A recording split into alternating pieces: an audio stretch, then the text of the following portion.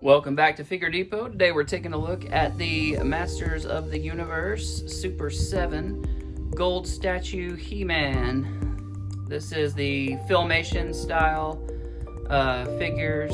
These are a retro re-release, if you will. They're different from the original figures in that they don't have the same head sculpts. They have a more animation style sculpt, and we'll get a look at that a little closer here in a second. They do come on the classic card back with the exploding lava rocks and the Masters of the Universe banner at the top, as seen on TV sticker. We get the Super 7 logo, of course, at the bottom corner. We don't get a mini comic, but we get like a stand-in faux mini comic card back. We get a picture from the cartoon series where Evil Lynn used her shaping staff to turn him into a golden statue. That's what this figure is from, that episode. We do have a little blurb here with all the other figures available in this series. And then we have the action feature demonstrated there. If you look here, you've got the barcode if you want to chase these guys down. So, anywho, looks really cool. He's got his weapons packed in there. It looks like we got a shield and a couple power swords. So I'm interested to see what the difference in those swords is. We'll get those open and check them out. But yeah, saw this thing, had to have it. Someone give me a gift card to a local comic shop. Thank you, Bilal. If you're in the Metro Jackson, Mississippi area, or if you ever passing through, coming down I-20 or 55, shoot on over and check out Offbeat. You can find them on Google. But cool little comic shop in Jackson. So that's where I scored this, and also She-Ra, and I'll review her next. So stick around for that after this video is uploaded. Alright, let's get them open and see what's inside. So just really quick, there's the fake mini comic card back that's inside the packaging, and it's just the classic picture of him from the cartoon holding the sword up, holding the power sword. I have the power! So there you go. So, looking at the accessories real quick, it is actually what I was hoping it was. We get a half sword, just like the vintage figure would have come with, and we get this whole sword here. That's just a solid sword, and it looks really good. The paint on this thing is real nice. It's got a metallic sheen to it almost. Really digging that paint color they went with. It's not like classically when you see gold, it's just kind of blah. This has it's just a hint of copper in there, I think, but makes for a real nice shade of gold. Very bright, very metallic looking. It's got a little bit of sparkle to it. Captures the light really, really well. That looks great. And then of course we get a shield.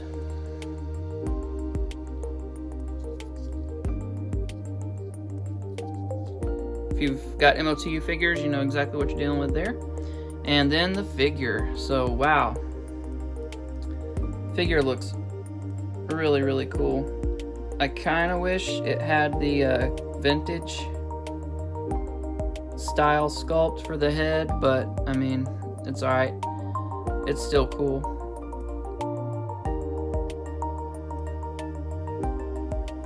So, different from the classic figure, the way the articulation system works with this guy is he's got some hinged joints here.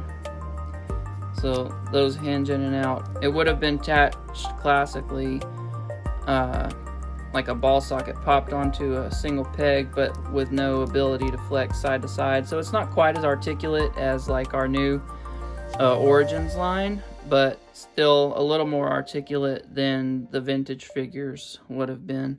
Same sculpt here as the vintage figures. Same articulation with the upper body.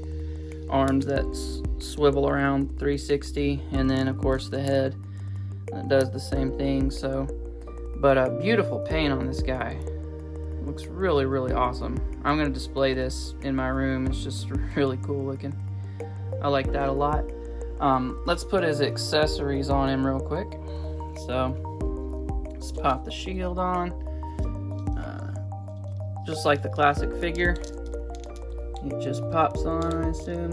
I hope this doesn't scratch the paint. This feels really stiff and sharp.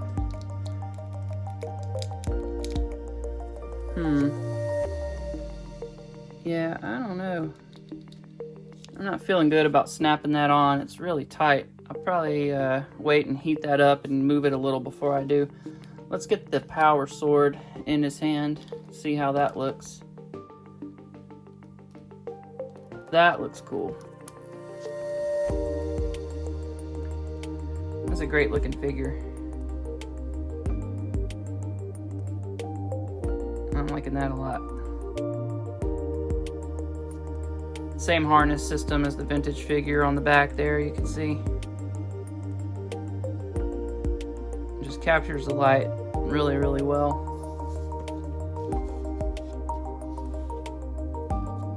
So I'll play with this some more and kind of soften it up off camera because I don't want to damage it putting it on the figure.